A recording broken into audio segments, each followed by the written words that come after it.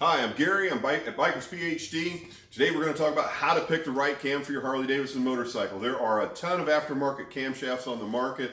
How do we pick it out? How do we know what's best for our bike? So I want to try and give you some education. I'm not trying to sell you a cam.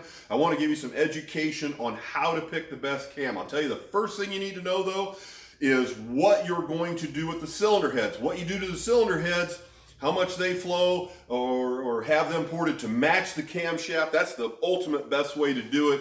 And we're going to get into all this in some later videos. Right now I just want to give you some education on some things I think you should know about the differences in camshafts, okay? And I'm going to try and draw them out here. I'm no artist, but I'm going to try and draw these out the best I can. I hope you guys can figure out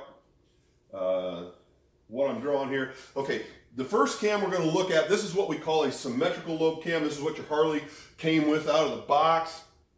We call it a symmetrical lobe cam because the opening ramp and closing ramps are identical. Okay, they'd be a mirror image of each other. It opens the valve nice and slow, closes it nice and slow, and they're a lazy cam. You know, they're cheap cams. A lot of the aftermarket manufacturers out there are making this cams. You pick up your magazine or your catalog that you want to order out of, which the catalog ordering does help to put us small business owners out of business.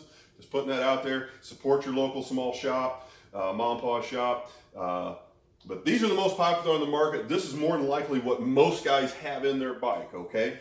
The second camshaft design is what we call a non-symmetrical lobe cam. And these could be identical in specifications, okay? But what's the difference is in this non-symmetrical, this is more of a custom ground cam. It pops that valve open really quick and then closes it much slower. The advantage of that is your heads don't flow. I don't care who ports them. They don't flow as much air at 200 lift as what they do at, say, 500 lift, okay? So this gets it up here, gets that valve open so the heads can flow more air. Engine's an air pump, more air in, more out, more horsepower. Okay, so this is going to pop that valve open, get it to the higher lifts where the head flows and can perform better. So you're going to get a much faster acceleration, longer power bands, just a much overall better camshaft. Okay, now the third design camshaft we've got is and I'm going to exaggerate this drawing quite a bit just so it's easier to kind of understand what's going on here. Okay, this is a non-symmetrical inversed camshaft or inverse roller cam. They're all roller cams.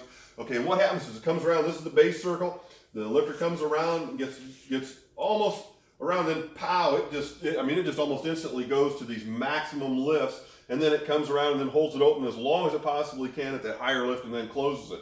Like I said, these cams could all have the exact same specification, but they all perform much differently. You take, say, and we're going to get into this, durations and different things and kind of explain some of those things later on. These are the three basic camshafts. These are the most expensive to grind. They're going to have more low end, more mid range, and more top end, either one of these cams, okay? And so here's some differences in camshafts that you want to look at. We're going to get into a lot more about camshafts in some of the later videos and even more in depth on how to pick the right cam for what you're building, okay? So I hope you got some, please like this video. You want to follow some of these other ones, please subscribe. We're gonna keep doing these short little videos. So anyway, thanks, God bless you. I hope you have a great day.